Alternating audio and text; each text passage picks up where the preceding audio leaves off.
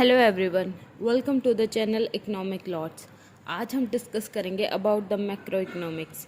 Macro economics के बारे में डिस्कस करने से पहले हमें मीनिंग पता होना चाहिए कि मैक्रो इकोनॉमिक्स का मतलब क्या होता है।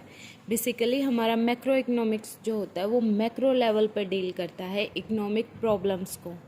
इकोनॉमिक प्रॉब्लम्स में हम क्या इंक्लूड कर सकते हैं, जैसे GDP growth, unemployment problem, inflation, deflation, funds investment, rate of exchange, balance of payment etcetera. हम मैक्रो इकोनॉमिक्स में कुछ एग्रीगेट्स के बारे में डिस्कस करते हैं, जैसे aggregate of demand, aggregate of supply, aggregate of consumption, investment, domestic income, general price level. इन सब में हम क्या देखते हैं कि जो हमारी कंप्लीट इकोनॉमी है उसमें क्या चल रहा है, पूरी कंप्लीट इकोनॉमी की डिमांड क्या है, जितने भी हमारे प्रोड्यूसर्स हैं उनकी सप्लाई कितनी है, जितने भी हमारे कंज्यूमर्स हैं उनका कंजप्शन कितना है, जितने भी हमारे इन्वेस्टर्स हैं उनकी टोटल इन्वेस्टमेंट कितनी है। हम ये सब ही डिस्कस करते हैं मैक्रो इकोनॉमिक्स के अंदर। जो हमारी मैक्रो इकोनॉमिक्स है इसमें हम गुड्स को दो पार्ट्स में डिवाइड करते हैं, that is final goods and intermediate goods, और दूसरा कौन सा होता है हमारा consumer goods and capital goods. Final goods कौन से होते हैं जो सीधा कंजप्शन के लिए यूज़ किए जा सकते हैं, मतलब कि जिन्हें कंज्यूमर डायरेक्टली परचेज करके उन्हें यूज़ कर सकता है। लेकिन इंटरमीडिएट गुड्स हमारे कौन से होते हैं जिन्हें हम डायरेक्टली यूज़ नहीं कर सकते, जैसे कि कॉटन से थ्रेड बनता है तो थ्रेड हमारा इंटरमीडिएट गुड है, उससे फिर हम क्लॉथ बनते हैं, क्लॉथ हमारे फाइनल गुड्स हैं। नेक्स्ट हमारा होता है कंज्यूमर गुड्स और कैपिटल गुड्स।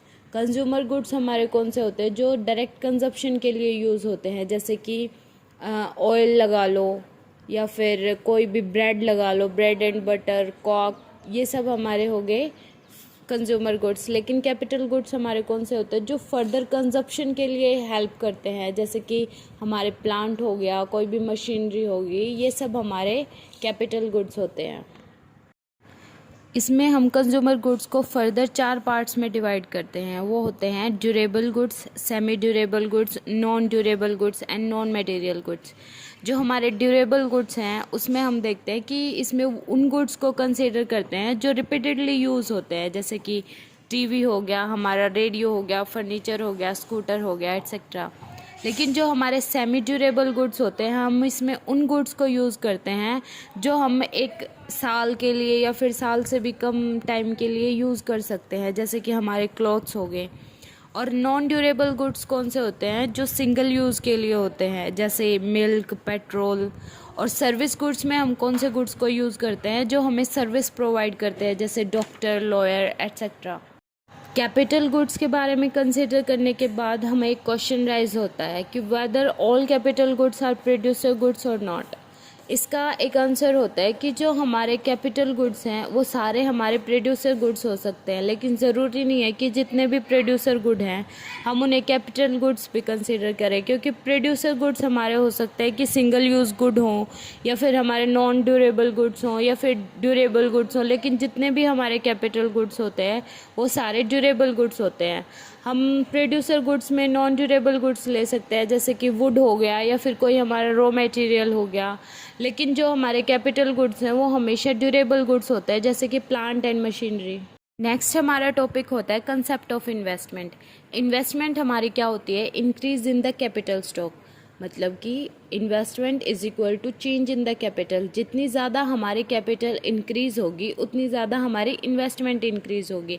कैपिटल में हम क्या कंसिडर करते हैं, जो हमारे प्रोडक्शन के मीन्स होते हैं उनमें जितना इंक्रीज़ होता है वो हमारी कैपिटल कंसिडर की जाती है। इसको हम इन्वेस्टमेंट को 2 पार्ट्स में डिवाइड करते हैं, that is fixed investment and inventory investment. Fixed investment हमारी कौन सी होती है, जब हमारे पास फिक्स्ड एसेट का स्टॉक इंक्रीज़ हो तो वो हमारी होगी फिक्स्ड इन्वेस्टमेंट। इन्वेंट्री इन्वेस्टमेंट में हम क्या कंसीडर करते हैं कि जितना भी एक प्रोड्यूसर के पास within a time period stock है of the finished good, semi finished good and raw material, जितना भी किसी प्रोड्यूसर के पास इन सब का स्टॉक है उसे हम इन्वेस्टरी इन्वेस्टमेंट कंसीडर करते हैं। अब हम डिस्कस करेंगे about the sectors of economy. Basically हम अपनी इकोनॉमिक्स को 4 सेक्टर्स में डिवाइड करते हैं, that is house hold sector, producer sector and government sector and the external sector. House hold sector में हम अपने जितने भी कंज्यूमर्स होते हैं उन सब को कंसिडर करते हैं। प्रोड्यूसर सेक्टर में जितनी भी हमारी प्रोड्यूसिंग यूनिट्स हैं, एक इकोनॉमिक के अंदर फॉर्म्स जितनी भी हैं, हम उन सब को कंसिडर करते हैं। गवर्नमेंट में हम जितनी भी हमारी वेलफेयर एजेंसी है गवर्नमेंट की, या फिर गवर्नमेंट प्रोड्यूसर्स हैं गवर्नमेंट सेक्टर में, हम उन सब को कंसिडर करते हैं। और एक्सटर्नल फैक्टर्स में हम इंपोर्ट और एक्सपोर्ट ऑफ गुड्स को कंसिडर करते हैं। नेक्स्ट अब हम डिस्कस करेंगे about the circular flow of income.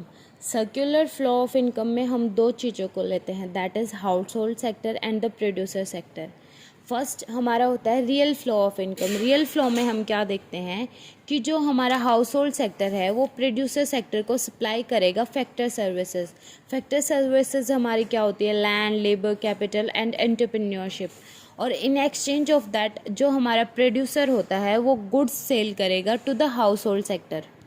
और अगला होता है हमारा money flow of income. Money flow of income में हम क्या देखते हैं कि जो हमारा प्रोड्यूसर सेक्टर है वो फैक्टर सर्विसेज के एक्सचेंज में पेमेंट करेगा to the household sector. और जो हमारा हाउस होल्ड सेक्टर है वो जितने भी उसने गुड्स प्रोड्यूस किए हैं, परचेज़ किए हैं प्रोड्यूसर सेक्टर से, वो उनके एक्सचेंज में उनको एक्सपेंडिचर पे करेगा। इसको हम सर्कुलर फ्लो ऑफ इनकम क्यों बोलते हैं, क्योंकि जो हमारा प्रोड्यूसर सेक्टर है वो फैक्टर सर्विसेज की डिमांड को कभी बंद नहीं कर सकता, क्योंकि वो उसके सोर्सेज ऑफ प्रोडक्शन है। और जो हमारा हाउस होल्ड सेक्टर है वो कंज्यूमर गुड्स की डिमांड को कभी बंद नहीं करता, उनका कंजप्शन कभी बंद नहीं कर सकता, क्योंकि वो उसकी नेसेसिटी ऑफ लाइफ है। इसलिए हम इसको जो circular flow of income consider करते हैं, क्योंकि ये नेवर स्टॉपिंग प्रोसेस होता है। Thank you for watching the videos. Please do like, share and subscribe the channel and press the bell icon for more such videos. Thank you.